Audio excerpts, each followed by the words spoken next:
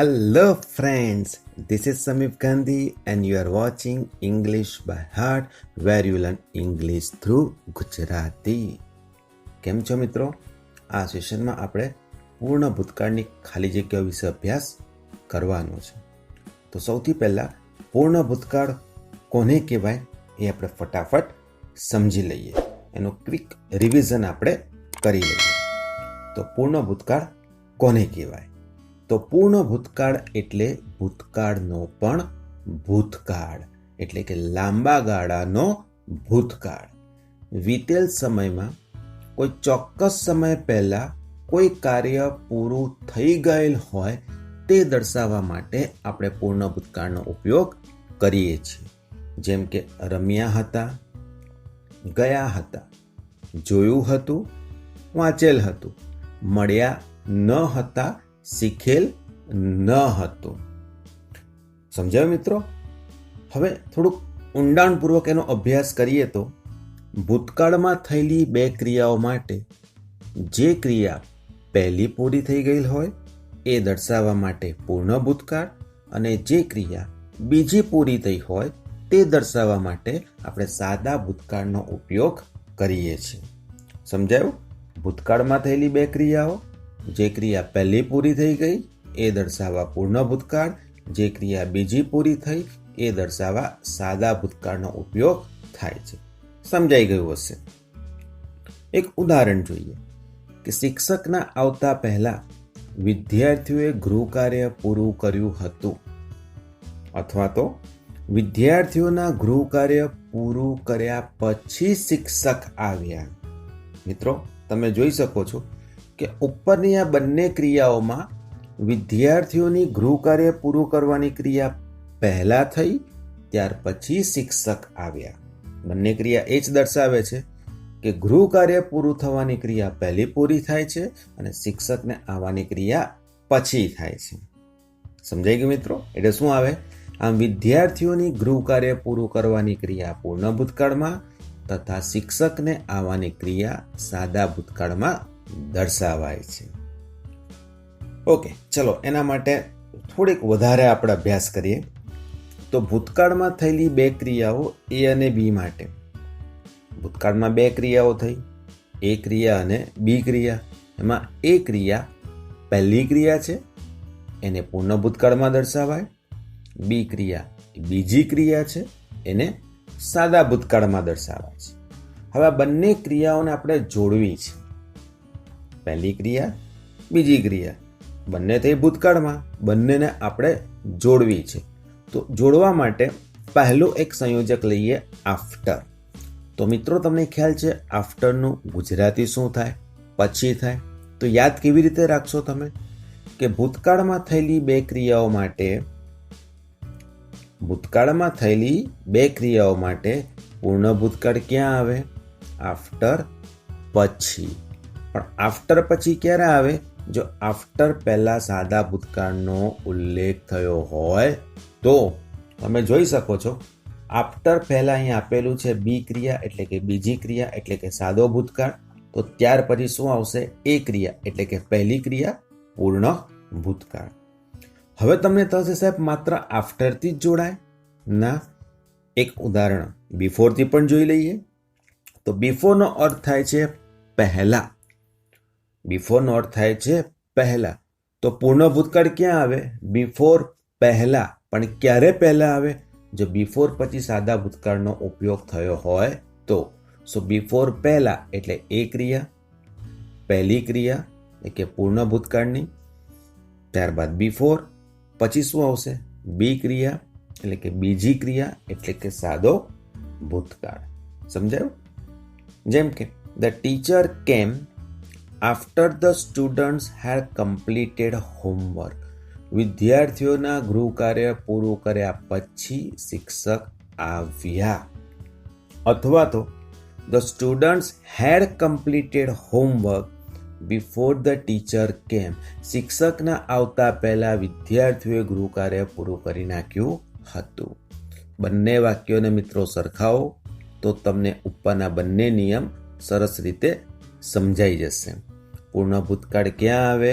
After, પછી, before, પહેલા, પણ એ જ કન્ડિશનમાં કે એની સાથે સાદા ભૂતકાળનો ઉલ્લેખ કરવામાં આવેલો હોય તો. હવે આફ્ટર અને બિફોર આ બે સંયોજકોનો આપણે ઉપયોગ તો જોઈ ગયા, પરંતુ જ્યારે વાસ્તવિક રીતે પૂર્ણ ભૂતકાળનો ઉપયોગ કરીશું ને આપણે, તો આ સિવાય when, that, because, as, since, even indirect સ્પીચની રચનામાં પણ પૂર્ણ ભૂતકાળનો બહોળા પ્રમાણ ઉપયોગ કરવામાં આવે છે. પરંતુ કન્ડિશન તો એ જ આપણે ધ્યાનમાં રાખવાની કે ભૂતકાળમાં થયેલી બે ક્રિયાઓ, એમાં જે ક્રિયા પહેલી પૂરી થઈ ગઈ એ પૂર્ણ ભૂતકાળમાં, જે ક્રિયા બીજી પૂરી થઈ એ સાદા ભૂતકાળમાં દર્શાવાય છે. સમજાય મિત્રો? ચલો આગળ વધીએ. હવે યાદ રાખવાની બે વસ્તુઓ છે.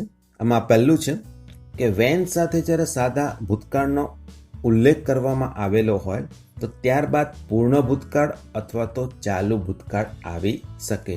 પરંતુ આ સેશનમાં આપણે યાદ રાખીશું કે વેન સાથે સાદો ભૂતકાળ તો પછી એની સાથે આવી શકે પૂર્ણ ભૂતકાળ. એનો અર્થ કે એક ક્રિયા થઈ ત્યારે બીજી ક્રિયા થઈ ગઈ હતી, એ ક્રિયા પહેલી પૂરી થઈ ગઈ હતી.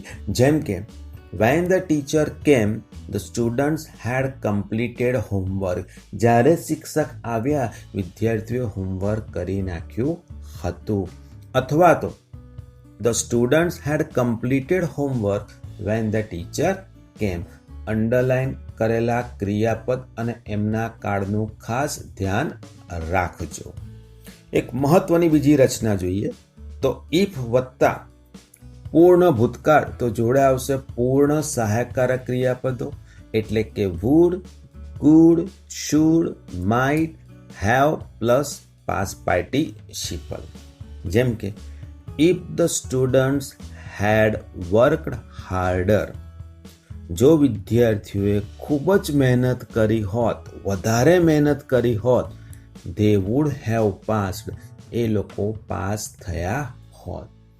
આ રીતની વાક્ય રચના મિત્રો શું સમજાવે છે કે જો આ ક્રિયા થઈ હોત તો આ ક્રિયા થઈ હોત. મતલબ એ ક્રિયા ના થઈ તો પેલી ક્રિયા પણ ન થઈ. આ વાક્યમાં શું કહેવા માંગે છે કે જો વિદ્યાર્થીઓ વધારે મહેનત કરી હોત તો તેઓ પાસ થયા હોત, પરંતુ મહેનત ન કરી તેથી તેઓ પાસ થયા નહીં. હવે કોઈક વિદ્યાર્થીને એવું થશે કે સર ઇફ વાક્યની શરૂઆતમાં જ આવી શકે. સમજાવું છું બીજું વાક્ય તમને. The students would have passed if they had worked harder. સમજાઈ ગયું? આ રીતે પણ લખી શકાય. જો મિત્રો, તો ફટાફટ પૂર્ણ ભૂતકાળનું આ રિકેપ થયા બાદ હવે આપણે આગળ વધીએ પૂર્ણ ભૂતકાળનો ઉપયોગ કરીને નીચેની ખાલી જગ્યા પૂરો. આ જ નિયમોને આપણે ધ્યાનમાં રાખવાના છે. સમજાઈ ગયું? તો ચાલો શરૂઆત કરીએ પહેલી ખાલી જગ્યાથી. The birds dash to their nest before the sun set. Before પછી આપેલું છે ધ સન સેટ, એટલે કે સાદો ભૂતકાળ. તો આગળની ખાલી જગ્યામાં જો બિફોર પછી સાદો ભૂતકાળ હોય તો આગળની ખાલી જગ્યામાં આપણે પૂર્ણ ભૂતકાળનો ઉપયોગ કરી શકીએ. પૂર્ણ ભૂતકાળ એટલે હેડ વત્તા પાસ્ટ પાર્ટિસિપલ. તો બર્ડ્સ હોવાથી શું આવશે? હેડ ફ્લોન. The birds had flown to their nest before the sun set. મતલબ કે સૂર્યના આથમતા પહેલા એ પક્ષીઓની તેમના માળા તરફ ઉડવાની ક્રિયા થઈ ગઈ હતી. એ ક્રિયા પહેલી પૂરી થઈ ગઈ હતી. સમજાયું મિત્રો? બીજી ખાલી જગ્યા. It dash here before you came. Before પછી કેમ આપેલું છે કે બિફોર પછી સાદા ભૂતકાળનો ઉલ્લેખ કરવામાં આવેલો છે, તો એ પહેલા પૂર્ણ ભૂતકાળનો ઉપયોગ કરી શકાય. તો ઇટ સાથે આવશે it head rain here before you કેમ. આનો અર્થ શું થયો કે તમારા આવતા પહેલા અહીં વરસાદ પડ્યો હતો. તમારી આવવાની જે ક્રિયા થઈ એ પહેલા વરસાદ પડવાની ક્રિયા થઈ ગઈ હતી. સમજાયું ને? The bus moved off after the conductor dash the tickets. After મિત્રો દેખાઈ રહ્યું છે, એના પહેલા મૂડ ઓફ એ આપેલું છે સાદો ભૂતકાળ, તો ત્યાર પછીનું ક્રિયાપદ શું આવશે? પૂર્ણ ભૂતકાળનું. કંડક્ટર ડેશ એટલે શું આવશે? Conductor had issued the tickets, એટલે કે કંડક્ટરે બધાને ટિકિટ આપી દીધી, ત્યાર પછી બસ ત્યાંથી ઉપડી, તો બસના ઉપડતા પહેલા કંડક્ટરની ટિકિટ આપવાની ક્રિયા થઈ ગઈ હતી. ફરી વખત યાદ કરાવી દઉં, ભૂતકાળમાં થયેલી બે ક્રિયાઓ, જે ક્રિયા પહેલી પૂરી થઈ ગઈ એ પૂર્ણ ભૂતકાળમાં, જે ક્રિયા બીજી પૂરી થઈ એ દર્શાવવા માટે સાદા ભૂતકાળનો ઉપયોગ થાય છે. માત્ર સંયોજકો એના બદલાય છે. The police dash the thieves before they food escape. તો બિફોર પછી ધે કુડ એ સાદો ભૂતકાળ દર્શાવે છે, તો પહેલા પૂર્ણ ભૂતકાળનો ઉપયોગ કરી શકાય. જવાબ આવશે had arrested. My friend arrived after I dash my lunch. After પહેલા અરાઇવ્ડનો ઉલ્લેખ કરવામાં આવેલો છે, સાદા ભૂતકાળનો ઉલ્લેખ થયેલો છે, તો ત્યારબાદ આવશે પૂર્ણ ભૂતકાળ, એટલે જવાબ આવશે હેડ ટેકન. માય ફ્રેન્ડ અરાઇવ્ડ, મારો મિત્ર આવ્યો, પણ ક્યારે આવ્યો? After I head taken my lunch, મેં મારું ભોજન લઈ લીધું હતું પછી તે આવ્યો, મતલબ કે ભોજન લેવાની ક્રિયા પહેલા પૂરી થઈ ગઈ હતી. When Amit left the city, he dashed his money to his friend. When સાથે ઉલ્લેખ કર્યો છે લેફ્ટ સાદા ભૂતકાળનો, જોડે આવશે પૂર્ણ ભૂતકાળ, એટલે જવાબ આવશે હેડ રીપેડ. અમિતના સિટીને છોડવાની ક્રિયા થઈ એ પહેલા એના મિત્રોને પૈસા ચૂકવવાની ક્રિયા થઈ ગઈ હતી, એવું અર્થઘટન આ વાક્યમાં કરવાનું મિત્રો. Dash you dash your breakfast before you went out. Before you went out એટલે કે બિફોર પછી સાદા ભૂતકાળનો ઉલ્લેખ થયો, તો પહેલા પૂર્ણ ભૂતકાળ આવશે ને વળી બે ખાલી જગ્યાઓ છે, અને બે ખાલી જગ્યાઓ પાછળ ક્વેશ્ચન છે, એટલે કે પૂર્ણ ભૂતકાળમાં ઉલટ પ્રશ્ન આવી શકે, એટલે પહેલી ખાલી જગ્યામાં આવશે હેડ, અને ત્યારબાદ હેવનું ભૂતકૃદન પણ શું થશે? હેડ જ થશે. સમજાયું મિત્રો? આ રીતની ખાલી જગ્યા ખાસ ધ્યાન રાખજો. Binita appeared for her examination after she dash her course thrice. After વંચાઈ રહ્યું છે, એ પહેલા અપિયર્ડ સાદો ભૂતકાળ દેખાઈ રહ્યો છે, ત્યારબાદ આવશે પૂર્ણ ભૂતકાળ, શી હેડ કમ્પ્લીટેડ, એટલે કે એનો કોર્સ એને 3 વખત પૂરો કર્યો હતો એના પરીક્ષા આપતા પહેલા. તો જે ક્રિયા પહેલી પૂરી થઈ ગઈ હતી, કોર્સ પૂરો કરવાની ક્રિયા પહેલી પૂરી થઈ હતી, એ દર્શાવવા માટે આપણે ઉપયોગ કરીએ છીએ પૂર્ણ ભૂતકાળનો. સમજાઈ રહ્યું છે ને મિત્રો?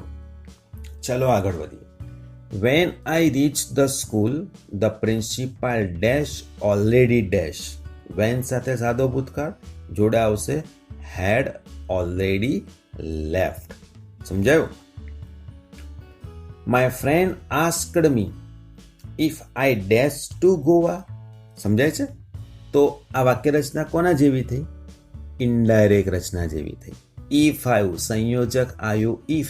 if સંયોજક પહેલા આપેલું છે asked સાદો ભૂતકાળ, તો ત્યાર પછીની ખાલી જગ્યામાં આપણે ઉપયોગ કરી શકીએ પૂર્ણ ભૂતકાળ, એટલે જવાબ આવશે had, અને બીનું થશે been.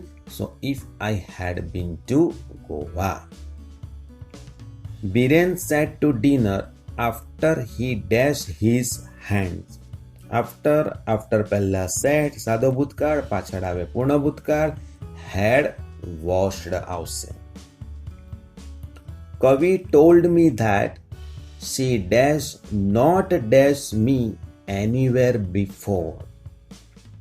સંયોજક દેખાઈ રહ્યું છે મિત્રો that પહેલા આપેલું છે told સાદો ભૂતકાળ, સો પાછળની ખાલી જગ્યામાં નોટ પણ આપેલું છે, એટલે પહેલી ખાલી જગ્યામાં આવશે had, અને બીજી ખાલી જગ્યામાં આવશે seen.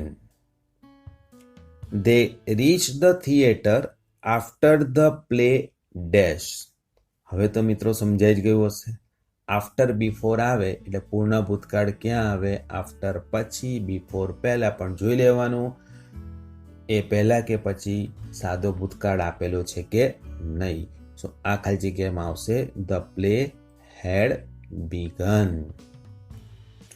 I felt that my best friend dash me.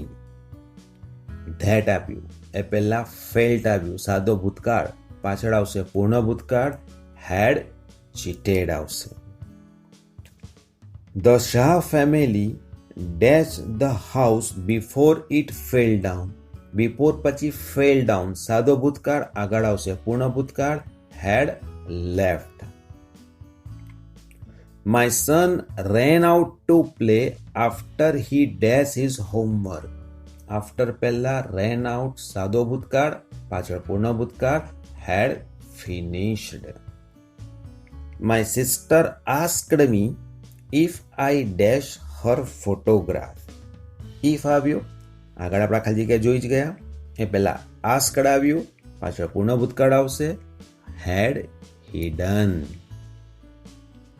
Mr. Pandya reached the airport after the plane dash. After એ પહેલા reached શબ્દ આવ્યો, પાછળ પૂર્ણ ભૂતકાળ આવશે, plane had taken off. સમજાય છે મિત્રો? ચલો હવે થોડીક ટિપિકલ રચના પણ જોઈ લઈએ રચના પ્રમાણે. તો if Rita dash more careful, she might not have broken the mirror. સમજો, વાક્યની શરૂઆતમાં if આવેલું છે, ત્યારબાદ અલ્પવિરામ might not have broken નો ઉલ્લેખ થયો છે. એટલે કે પરફેક્ટ મોડલ ઓક્ઝિલરી નો ઉલ્લેખ અહીં કરવામાં આવેલો છે. એટલે કે પૂર્ણ સહાયકારક ક્રિયાપદોનો ઉલ્લેખ થયેલો છે. તો યાદ કરો આપણો ત્રીજો નિયમ, ઇફ સાથે જો પૂર્ણ ભૂતકાળ હોય તો ત્યાર પછી, ફરી વખત ઇફ સાથે જો પૂર્ણ ભૂતકાળ હોય તો ત્યાર પછી પૂર્ણ સહાયકારક ક્રિયાપદ આવે. આપેલા છે, હા, માઇટ નોટ હેવ બ્રોકન આપેલું છે, તો ઇફ સાથે આવશે પૂર્ણ ભૂતકાળ, એટલે સાચો જવાબ આવશે had been. If Rita had been more careful, જો તે વધારે સાવધ રહી હોત, કાળજી રાખી હોત, she might not have broken the mirror, તો એનાથી કાચ તૂટેલ ન હોત. આનો મિનિંગ શું થયો? એનાથી કાચ તૂટી ગયો છે. સમજાઈ ગયું? ચલો એને સમજવા માટે બીજું એક વાક્ય જોઈએ. I could have helped you if you dash me earlier. વાક્ય રચનામાં દેખાય છે could have helped, એટલે કે પૂર્ણ સહાયકારક ક્રિયાપદ, પછી if આવ્યું, ઓબ્વિયસલી ત્યાં આપણે ઉપયોગ કરીશું પૂર્ણ ભૂતકાળનો, એટલે જવાબ આવશે had contacted. If the doctor dash in time, we might have saved the patient. Might have saved જે દર્શાવે છે પૂર્ણ સહાયકારક ક્રિયાપદ, એ પહેલા આપેલું છે if, તો if સાથે આવશે પૂર્ણ ભૂતકાળ, એ સાચો જવાબ આવશે had reached. Mahesh could have got the first class if he dashed sincerely. સમજાઈ ગયું ને મિત્રો? આપણું ધ્યાન જવું જોઈએ could have got તરફ, પછી if આપેલું છે, અને જવાબ આવશે had studied. If Mr. Gandhi dash longer, he would have solved the problems of our country. If સાથે ખાલી જગ્યા આપેલી છે અને ત્યારબાદ would have solved, એટલે કે પૂર્ણ સહાયકારક ક્રિયાપદ આપેલું છે. ઓબ્વિયસલી પહેલી ખાલી જગ્યામાં આપણે ઉપયોગ કરીશું પૂર્ણ ભૂતકાળનો, એટલે સાચો જવાબ આવશે had lived. You could have won the race if you dash a little faster. હવે તો મિત્રો સમજાઈ જ ગયું હશે. could have won આવ્યું, ઇફ સાથે છે, પૂર્ણ ભૂતકાળ હેડ રન આવશે. આઈ રિમેમ્બર્ડ સડનલી, મને અચાનક યાદ આવ્યું, ભૂતકાળ થયું. ધેટ સંયોજક I dash to subscribe this channel. That સંયોજક એ પહેલા ક્રિયા થઈ ગઈ, રિમેમ્બર તો પાછળ આવશે પૂર્ણ ભૂતકાળ. સો જવાબ આવશે આઈ હેડ ફરગોટન ટુ સબસ્ક્રાઇબ ધીસ ચેનલ. મને અચાનક યાદ આવ્યું કે હું આ ચેનલને સબસ્ક્રાઇબ કરવાનું ભૂલી ગયો હતો. તમે તો નથી ભૂલ્યા ને? ચોક્કસ. સો મિત્રો, આ રીતે પ્રેક્ટિસ કર્યા કરો. જો નિયમો તમને સરસ રીતે સમજાઈ ગયા હશે ને, તો ખાલી જગ્યામાં કેટલા સરળતાથી વિચારીને સમજીને તમે પૂર્ણ ભૂતકાળનો જવાબ મૂકી શકશો. સમજાઈ ગયું ને મિત્રો? So thank you so much for watching this video. See you again very soon in the next video lecture. Take care. Bye.